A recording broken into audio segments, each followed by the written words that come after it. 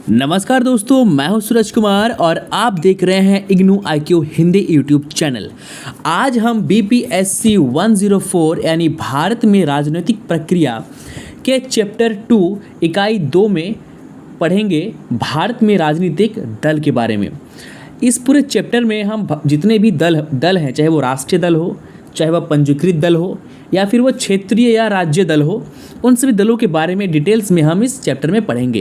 तो ये चैप्टर काफ़ी इंटरेस्टिंग होने वाला है। इस चैप्टर में हम कांग्रेस, बीजेपी सभी के बारे में पढ़ने वाले हैं। जितने भी दल हैं उन सभी दलों के बारे में, जो मुख्य दल हैं उनके बारे में हम इसमें पढ़ेंगे। तो आइए बिना किसी देरी के शुरू करते हैं आज का हमारा ये टॉपिक।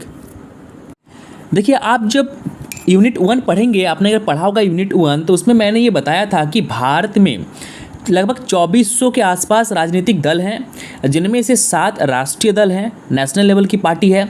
36 राज्य मान्यता प्राप्त दल है, यानी स्टेट जो निर्वाचन आयोग है उसे मान्यता प्राप्त किया है।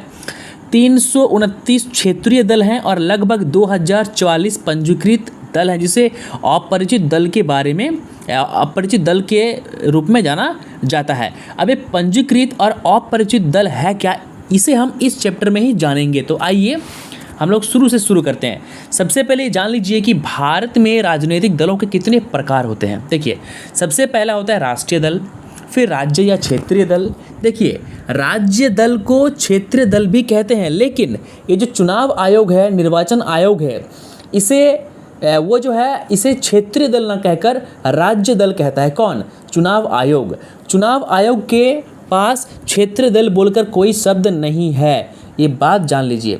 और तीसरा है पंजीकृत गैर मान्यता प्राप्त दल। पहला राष्ट्रीय दल, दूसरा राज्य या क्षेत्रीय दल और तीसरा पंजीकृत गैर मान्यता प्राप्त दल। शुरू करेंगे हम लोग राष्ट्रीय दल से।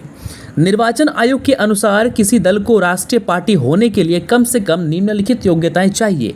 देखिए, कुछ ऐसे नियम होते हैं, कुछ ऐसे कंडीशन होते हैं। उन कंडीशन को आप फॉलो कीजिएगा, उन क्राइटेरिया को आप फॉलो कीजिएगा, फुलफिल कीजिएगा, उसके बाद ही आपको राष्ट्रीय दल का मान्यता प्राप्त होगा।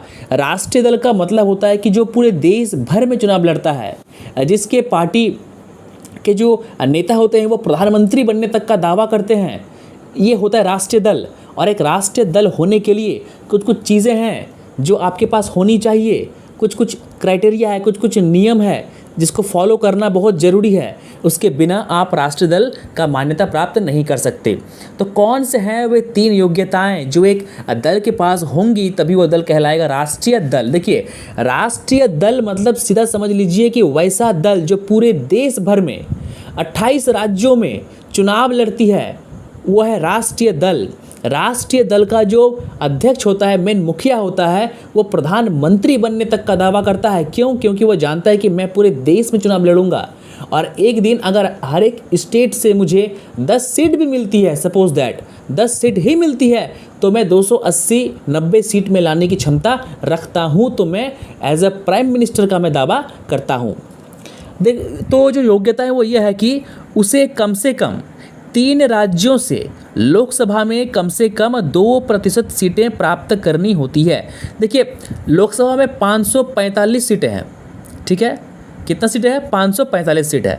तो उस 545 सीट में से उसे 2% सीट उन्हें लाना पड़ेगा। किसे? उस पार्टी को जिसे राष्ट्रीय दल की मान्यता प्राप्त करना है। और 3 राज्यों में, ऐसा नहीं कि एक राज्य में ही, 3 राज्यों को मिलाकर वोटिंग का जो सीट का जो परसेंटेज है 2% होना चाहिए। अगर 2% सीट वो पार्टी ला लेती है 3 राज्यों को मिलाकर लोकसभा में, ये पहला कंडीशन है। दूसरा कंडीशन है आम चुनाव में पार्टी को 6% वोट मिले हो, कम से कम 4 लोकसभा सीट जीते हो। देखिए, 3 कंडीशन है, तीनों फॉलो करना होगा, ठीक है? 3 कंडीशन फॉलो करेंगे तभी आप नेशनल लेवल की पार्टी आप कहलाएंगे। पहला हो गया आपका 3 स्टेट में 2% सीट आपको लाना होगा। दूसरा है जो आम चुनाव होते हैं, लोकसभा का चुनाव, उसमें आपको 6% वोट मिले हो, ठीक है? कम से कम 4 लोकसभा सीट आपने जीता है। अगर आप 4 लोकसभा सीट नहीं जीत पाएँ तो आप नेशनल लेवल की पार्टी नहीं बन पाएंगे। और आखिरी है 4 या उससे अधिक राज्य में दल को राज्य स्तरीय पार्टी के रूप में मान्यता दी जानी चाहिए। अगर कोई पार्टी है, मान लीजिए आम आदमी पार्टी, तो आम आदमी पार्टी कैसे बनी राष्ट्रीय पार्टी? राष्ट्रीय पार्टी का दर्जा कैसे मिला?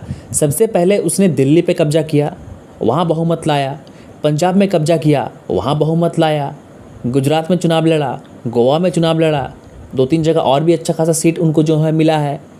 तो 4 स्टेट में जो है ना उनको राज्य स्तरीय पार्टी के रूप में उसको मान्यता प्राप्त हो चुका है। दिल्ली में तो पहले ही हो गया था भाई, पंजाब में भी सरकार आगे तो हो गया है उसका, गुजरात में भी शायद हो गया है, और गोवा में भी चुनाव लड़ा है, गोवा में भी हो गया है।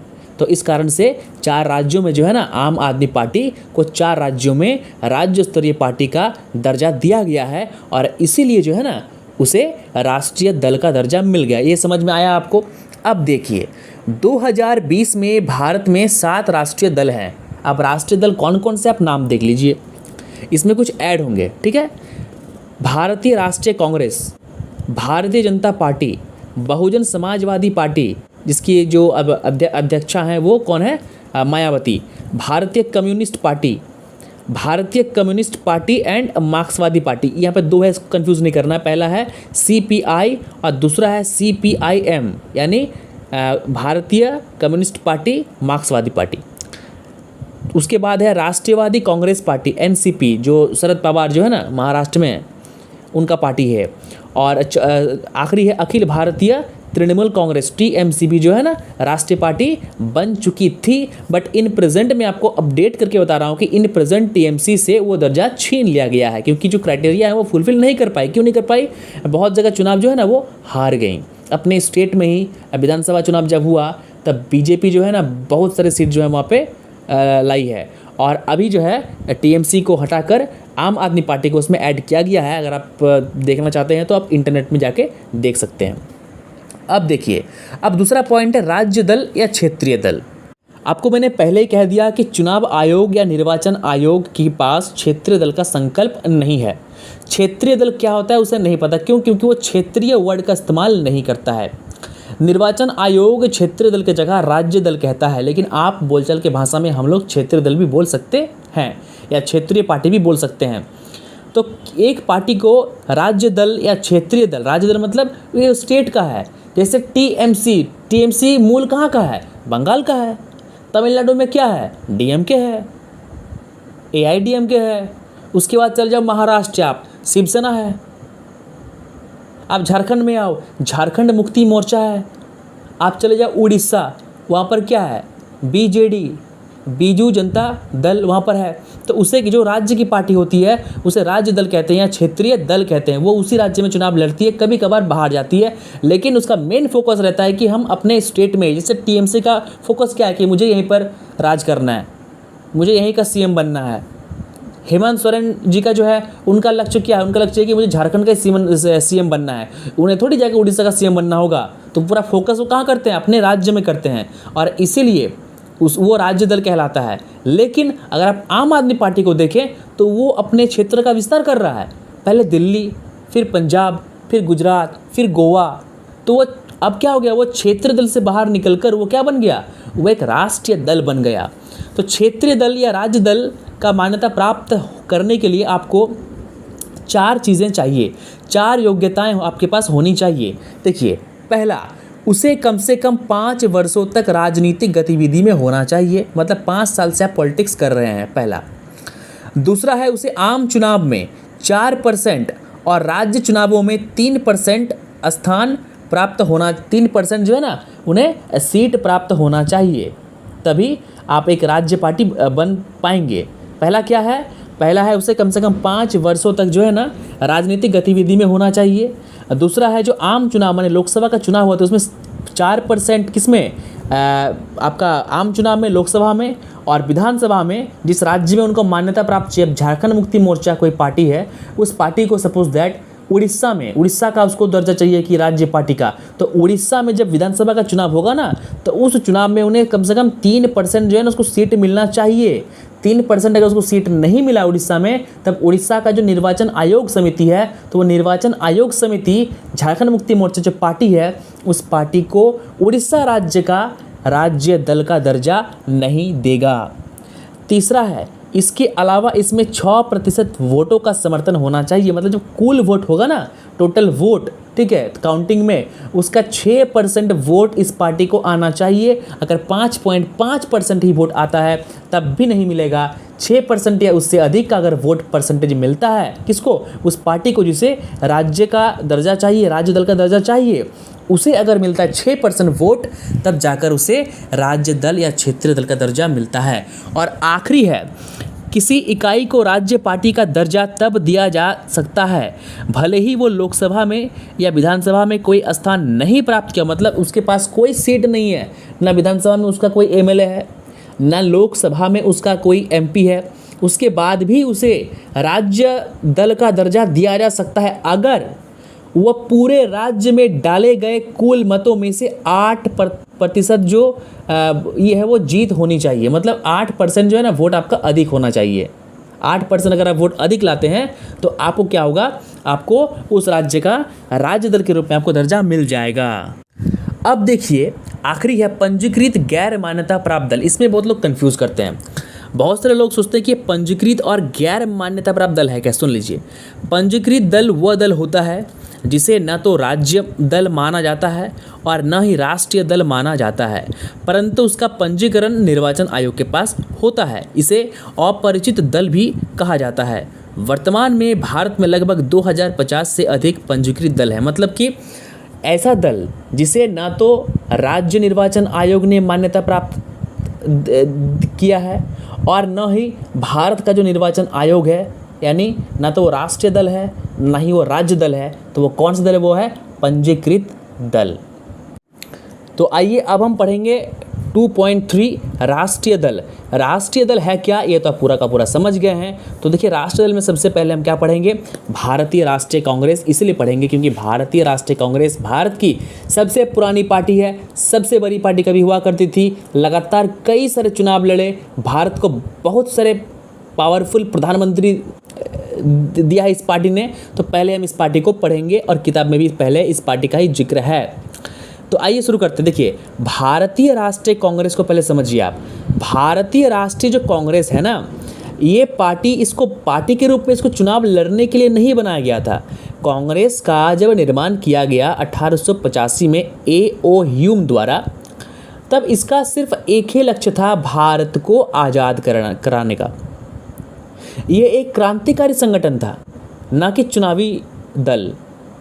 जब 1947 में भारत आज़ाद हुआ तब देखिए हर पार्टी में कुछ लोग ऐसे होते हैं ना जो फ़ायदे के बारे में सोचते हैं, जिन्हें लाभ चाहिए, जिन्हें सत्ता चाहिए। तो जैसे ही भारत आज़ाद हुआ और 1952 में पहला लोकसभा का चुनाव कराया गया, तब कांग्रेस मैदान में उतर गई चुनाव लड़ने के लिए। तो एक क्रांतिकारी दल से कांग्रेस क्या बन गई, एक सत्ता का लोभी, इसे हम लोग कहते हैं, वो दल बन गई। उन्हें सत्ता चाहिए। तो कांग्रेस का ये रहा है वहाँ से हिस्ट्री। अब देखिए जब कांग्रेस चुनाव के मैदान में कूद गई ना, उस टाइम कांग्रेस के अलावे और कोई बड़ी पार्टी थी नहीं देश में जो उसको टक्कर दे। कांग्रेस सबके जुबान पे थी क्योंकि सबको मालूम था कि कांग्रेस ने देश के लिए लड़ा है। कांग्रेस ने बड़े बड़े नेता दिए हैं, सुभाष चंद्र बोस, उसके बाद आपका नेहरू जी, महात्मा गांधी, सरदार पटेल, मौलाना अबुल कलाम आज़ाद, डॉक्टर राजेंद्र प्रसाद, भीमराव अंबेडकर। तो कांग्रेस को कौन नहीं जानता है, कांग्रेस को सब जानते थे उस टाइम, इसलिए कांग्रेस को सब वोट भी करते थे। पूरे भारतवर्ष में जितने भी state at the time present थे, उन सभी स्टेट में कांग्रेस को बहुमत मिलती थी। कांग्रेस ही एकलौती ऐसी पार्टी थी जिसके सामने कोई खड़ा होने तक का सोचता नहीं था, क्योंकि सबको मालूम था कि लोग जो है, आदमी जो है कांग्रेस को ही वोट दे, क्योंकि आदमी इतने खुश थे। भारत जब आज़ाद हुआ आदमी इतने खुश थे कि आदमी कांग्रेस को वोट दिए जा रहे थे। लेकिन 1967 में ऐसा क्या हुआ, ठीक है, लोगों के मन में ऐसा कुछ रोष उत्पन्न हुआ। लोगों ने देखा कि अगर एक पार्टी ही अस्तित्व में रहेगी तो इससे क्या होगा, आपकी जो संप्रभुता है वो खतरे में आ जाएगा, दादागिरी बढ़ेगी, मारपीट बढ़ेगा। आज बंगाल में क्या हो रहा है आप सभी जानते हैं, आज दिल्ली में क्या हो रहा है आप सभी जानते हैं, आज पंजाब में क्या हो रहा है आप सभी जानते हैं। ड्रग्स का इतना कारोबार पंजाब में बढ़ गया है पहले से ज़्यादा, आप सब जानते हैं। तो लोगों ने क्या किया, राज्य में मतलब कि जो 8 राज्य में कांग्रेस चुनाव हार गई सन 1967 में।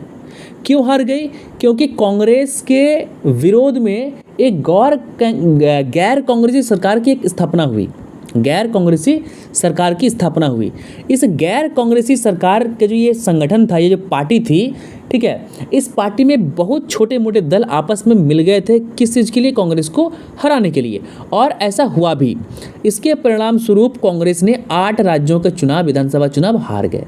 इससे कांग्रेस को बहुत क्षति पहुंच गया। और क्या हुआ, सन 1969 में कांग्रेस को 2 दलों में बांटा गया। एक भारतीय राष्ट्रीय कांग्रेस संगठन और दूसरा एक कांग्रेस और एक कांग्रेस ओ, ठीक है।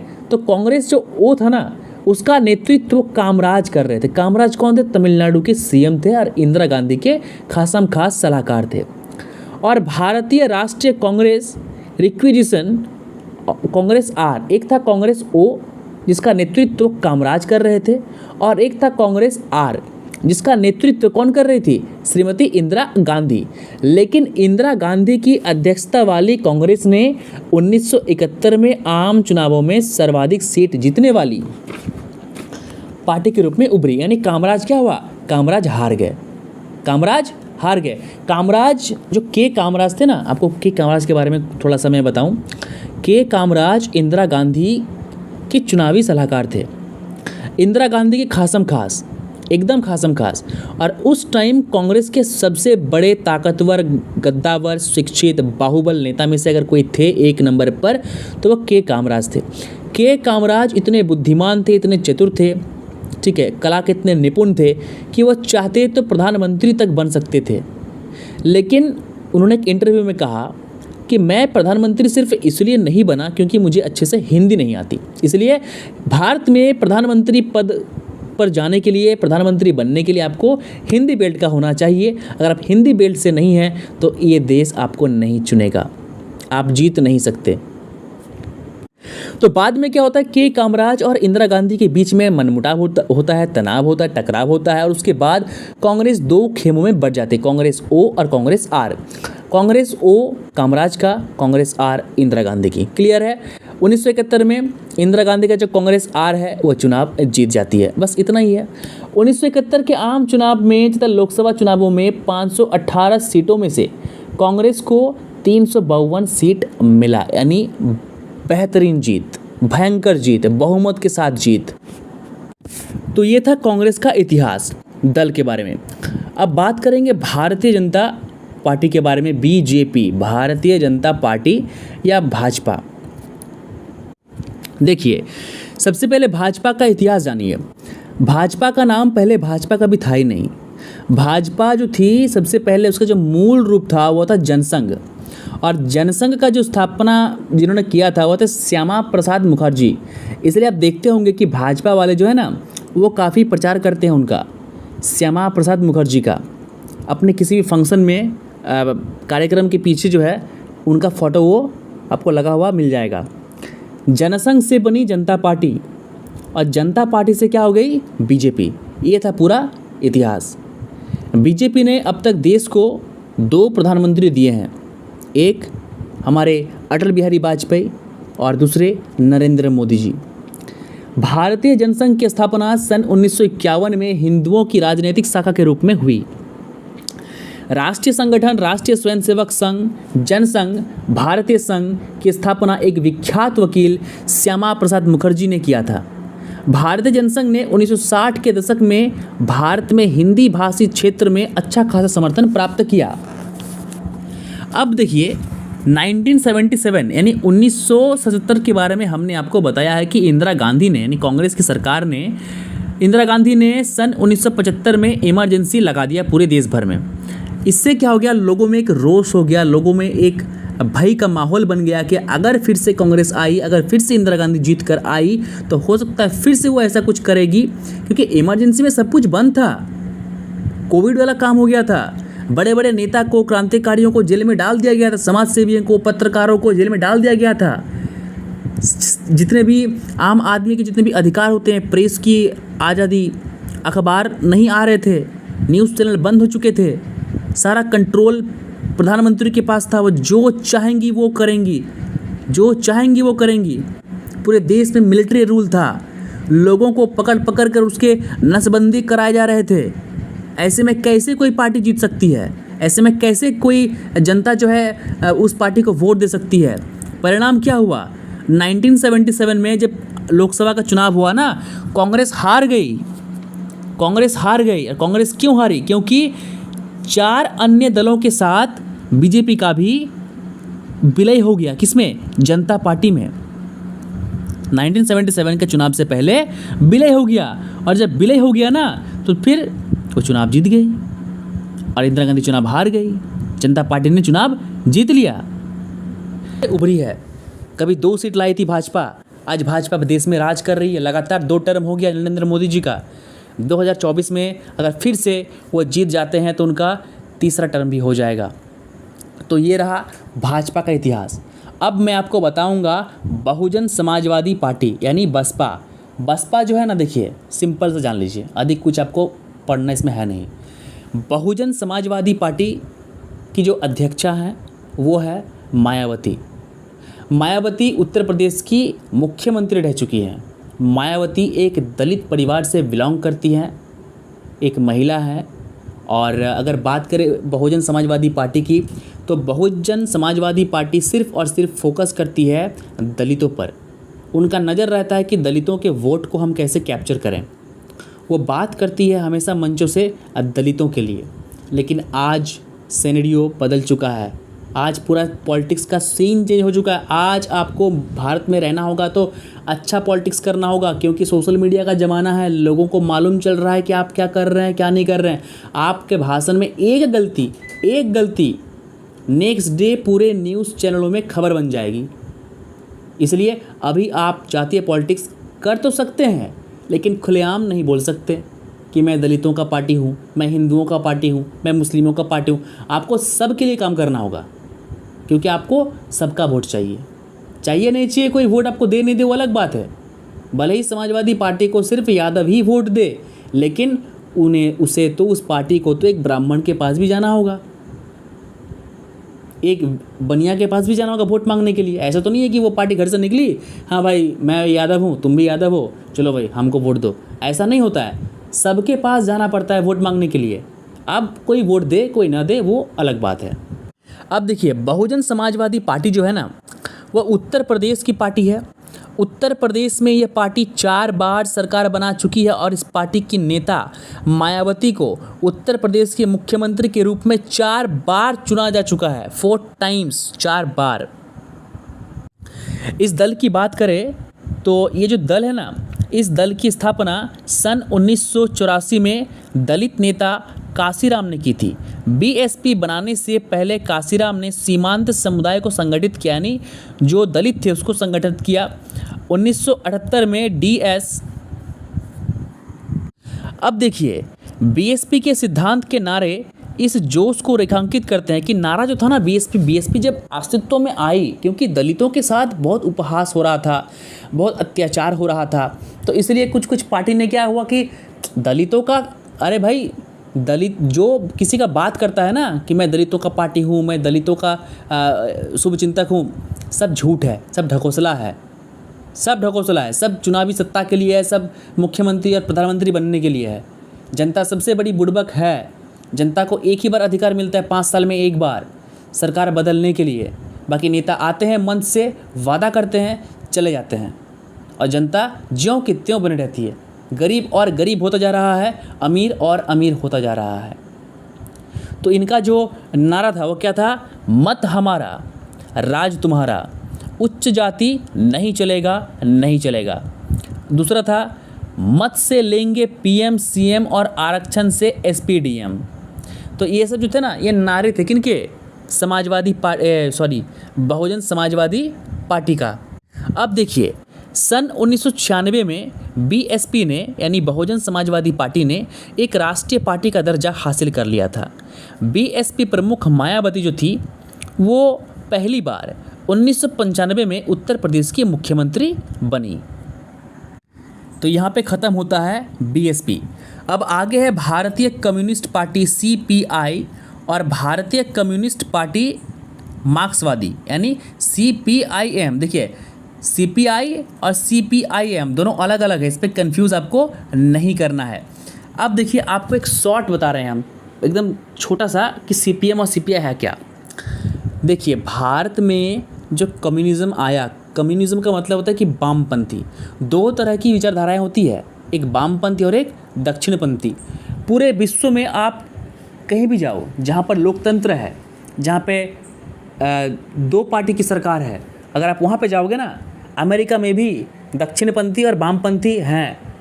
आज की जो सरकार है वो सरकार दक्षिणपंथी नहीं है। ट्रम्प की जो सरकार थी ना वो दक्षिणपंथी सरकार थी। पाकिस्तान के खिलाफ जो है ना उनका रुख काफ़ी कड़ा था, लेकिन आज पाकिस्तान के प्रति बाइडेन का रुख कड़ा नहीं है। ट्रम्प जो थे ना वे प्रो इंडियन थे, भारत को बहुत मानते थे। ये जो बाइडेन है ना ये प्रो पाकिस्तानी है, पाकिस्तान से अधिक प्यार करता है और भारत से थोड़ा सा ये दूर रहते हैं। ठीक है। अब देखिए ये जो कम्युनिज़्म है ना ये कार्ल मार्क्स का दिया हुआ है। वामपंथ मार्क्सवादी है ना, मार्क्सवादी का मतलब क्या होता है कि मार्क्स को जो मानता है, कार्ल मार्क्स, आगे चल के पढ़ेंगे आप 3rd ईयर में, ठीक है, पार्ट 2 में। तो जो कार्ल मार्क्स है उन्होंने एक विचारधारा दी कि पूंजीवादी समाज का अंत होना चाहिए। समाज में जो पैसे एक जगह इकट्ठा हो जाते हैं लोगों के पास और बाकी गरीब जनता गरीब रहती है, ऐसा नहीं होना चाहिए। अमीर के पास जो पैसा इकट्ठा किया हुआ है ना वो पैसा गरीबों में वितरित हो जाना चाहिए। सभी एक समान होना चाहिए, कोई अमीरी नहीं कोई गरीबी नहीं। उनका ये कॉन्सेप्ट था। उनका कॉन्सेप्ट ये था कि अगर कोई व्यक्ति नहीं मान रहा है तो उसे मारिए, उसे पीटिए, उसका कत्ल कीजिए। और कम्युनिज़्म इसी की बात करता है, वामपंथ इसी की बात करता है। वामपंथ लोगों का नारा है कि लाल सलाम, खून से करेंगे क्रांति। ठीक है, लाल क्रांति। आप बंगाल में देखो 28 साल सीपीएम ने राज किया, क्या हुआ बंगाल में? खून खराबा, कत्लेआम। केरल में आज देख लो, केरल में सीपीएम की सरकार है, क्या हो रहा है केरल में आज? हिंदुओं के निर्मम हत्या। हिंदू क्या, सबको मारा जा रहा है, सभी कम्युनिटी के लोगों को मारा जा रहा है। जो भी कम्युनिज्म के अगेंस्ट में बात कर रहा है उसको मार दे रहे हैं यार। भारत में कम्युनिज्म यानी भारत में मार्क्सवाद को लाने वाले दो व्यक्ति थे, एक कानू सान्याल और दूसरा चारू मजुमदार। ये इन दो व्यक्तियों का कांटेक्ट विदेशों से था, माओ से तुंग से था। इन दो व्यक्तियों ने ही जो है ना कम्युनिज्म को भारत लाया। इस पार्टी की जो स्थापना है सीपीआई, ठीक है, कम्युनिस्ट पार्टी ऑफ इंडिया की स्थापना 1925 में हुई। यह मार्क्सवाद से प्रेरित है। यह दल प्रथम लोकसभा की मुख्य विपक्षी पार्टी बना, यानी जब फर्स्ट लोकसभा इलेक्शन हुआ था ना 1952 में, तब विपक्ष में कांग्रेस जीत गई थी और ये हार गया था। ठीक है, ये हार गया था। कौन? सीपीआई। तो सीपीआई विपक्ष की पार्टी बनी थी, विपक्ष में वो बैठी हुई थी।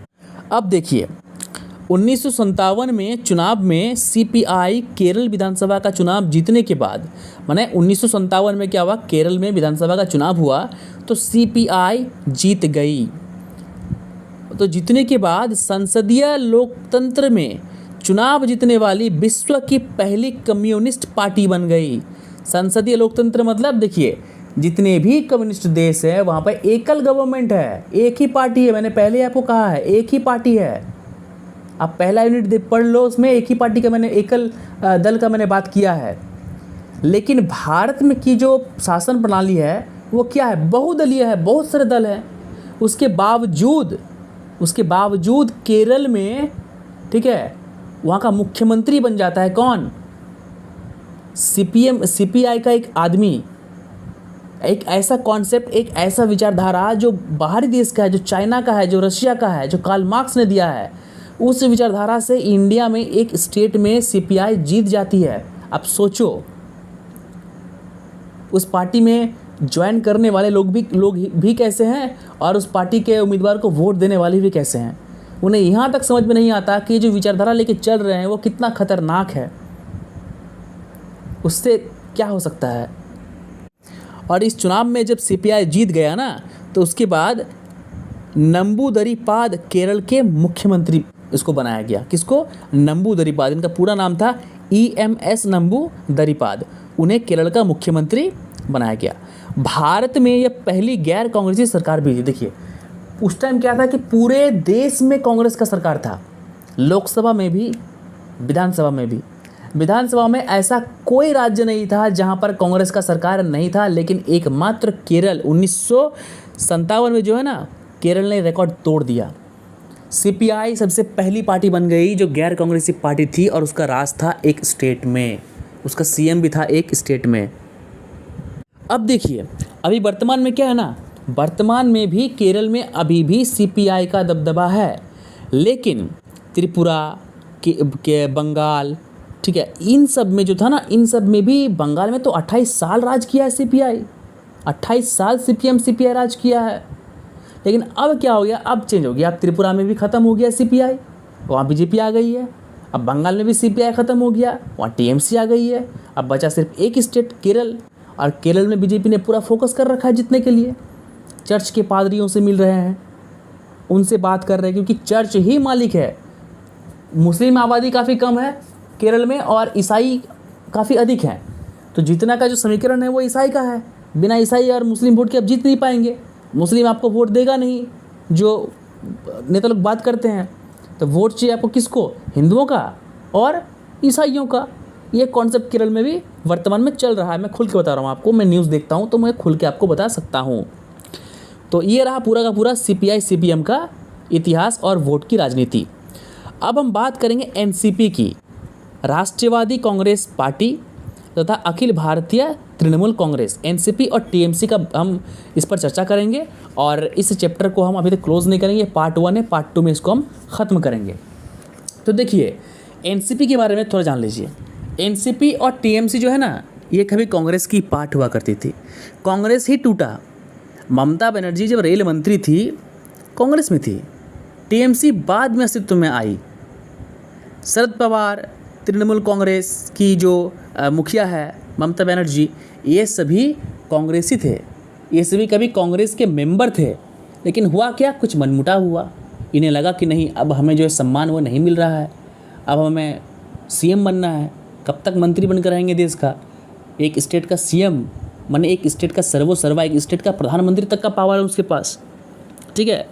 अब देखिए NCP की स्थापना 25 मई 1999 को शरद पवार, PS संगमा तथा तारिक अनवर द्वारा हुई थी। PS संगमा ने 2012 में NCP छोड़ दिया। भारतीय राष्ट्रीय कांग्रेस से निष्कासित होने पर इन तीनों ने इस दल का निर्माण किया। देखिए इन तीनों को भारतीय राष्ट्रीय कांग्रेस से निष्कासित कर दिया गया था। इन लोगों पर आरोप लगा था कि आप हमारे विपक्ष के साथ मिलकर कोई योजना बना रहे हैं, इस बेसिस पर इन्हें पार्टी से निकाल दिया गया। और उसके बाद क्या हुआ, इन तीनों ने अपना खुद की एक पार्टी बना ली। तीनों नेताओं को सोनिया गांधी का नेतृत्व पसंद नहीं था, क्योंकि पहली बात वो विदेशी हैं, और ये सभी जो बड़े थे नेता, शरद पवार, PS संगमा, तारिक अनवर, ये बड़े बड़े दिग्गज लीडर हैं। इन्हें चाणक्य कहा जाता है वोट पॉलिटिक्स का। तो उन्हें कैसे मंजूर होगा कि एक विदेशी औरत उन पर शासन करे? तो भाई छोड़ दिया, पार्टी ही छोड़ देंगे, हम अपना पार्टी बनाएंगे। गुलाम नबी आज़ाद जो कभी कश्मीर के मुख्यमंत्री हुआ करते थे, कांग्रेस पार्टी के दिग्गज नेता, उन्होंने तक जो छोड़ दिया पार्टी को, उन्होंने पार्टी को छोड़ दिया। क्यों? उस तरह का सम्मान उन्हें बिल्कुल नहीं मिल रहा है। अब बात करेंगे TMC। तो TMC के साथ भी जो है ना, यही बात है। ममता बनर्जी भी कभी कांग्रेस में हुआ करती थी, 26 साल तक वो कांग्रेस में रही, और उसके बाद वो अलग हो गई। कब? 1 जनवरी 1998 को ममता बनर्जी द्वारा TMC की स्थापना किया गया। इस पार्टी को बनाने से पहले ममता बनर्जी 26 साल तक कांग्रेस के साथ रही, रेल मंत्री भी रही, आप सभी जानते हैं। ये जो TMC है ना, ये राष्ट्रीय पार्टी है, लेकिन अभी वर्तमान में, मैंने अभी जब वीडियो में बना रहा हूँ ना, अभी वर्तमान में जो राष्ट्रीय पार्टी का दर्जा है ना, इनसे छीन लिया गया है। उसके बावजूद पश्चिम बंगाल के अलावा केरल, मणिपुर, त्रिपुरा, असम, हरियाणा, अरुणाचल प्रदेश और उड़ीसा के विधानसभा चुनावों में TMC कांग्रेस ने भागीदारी की थी, यानी टीएमसी जो तृणमूल कांग्रेस है ना, तृणमूल कांग्रेस ने हिस्सा लिया था और अच्छा खासा वोट भी जो है ना उसको उनको मिला था। तो दोस्तों ये था एक एक पार्टी के बारे में थोड़ा थोड़ा मैंने आपको समझा दिया क्या है। इतना ही है जितना किताब में दिया हुआ है ना, मैंने आपको उतना ही बताया, उससे कहीं अधिक बता दिया, उससे कहीं आपको अधिक बता दिया कहानी के रूप में। कानू सान्याल का जिक्र नहीं, आपको बता दिया कि कानू सान्याल, चारू मजुमदार, इन लोगों ने जो है मार्क्सिज्म को लाया है यहाँ पर।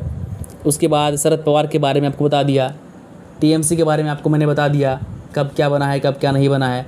बहुजन समाजवादी पार्टी के बारे में आपको बता दिया, बीजेपी के बारे में आप जान गए, कांग्रेस के बारे में आप जान गए। तो इस चैप्टर का ये पार्ट 1 जो है ना ये ख़त्म होता है, पार्ट 2 अलग से बनेगा। चैप्टर बड़ा है, एक वीडियो में पॉसिबल नहीं है सभी को लेना। अभी हम राष्ट्रीय पार्टी पढ़ रहे थे, अभी हम पढ़ेंगे राज्य दल, राज्य पार्टी, टीडीपी के बारे में पढ़ेंगे, DMK, AIADMK, BLD, Janata Dal United, JDU, RJD, AGP, आम आदमी पार्टी, शिरोमणि अकाली दल पंजाब का, शिवसेना, और उसके बाद ये चैप्टर हो जाएगा क्लोज। वीडियो अगर आपको अच्छी लगी है तो वीडियो को लाइक शेयर कमेंट करना बिल्कुल ना भूले दोस्तों। आपके एक एक पॉजिटिव फीडबैक से ना मेरा मनोबल इतना ऊंचा होता है कि रात 2 बजे भी मैं वीडियो बना रहा हूँ। तो ये आप सबों के लिए है। प्लीज़ प्लीज़ प्लीज़ वीडियो को देख रहे हैं तो चैनल को सब्सक्राइब कीजिए। आप लोग सब्सक्राइब बिल्कुल नहीं कर रहे हैं। इतना व्यूज़ आ रहा है, 3000 4000 व्यूज़ आ रहा है, बट सब्सक्राइब आप लोग बिल्कुल नहीं कर रहे हैं। भाई सब्सक्राइब कर लो यार, बहुत मेहनत से वीडियो बनाता हूँ मैं, ठीक है। उभरी है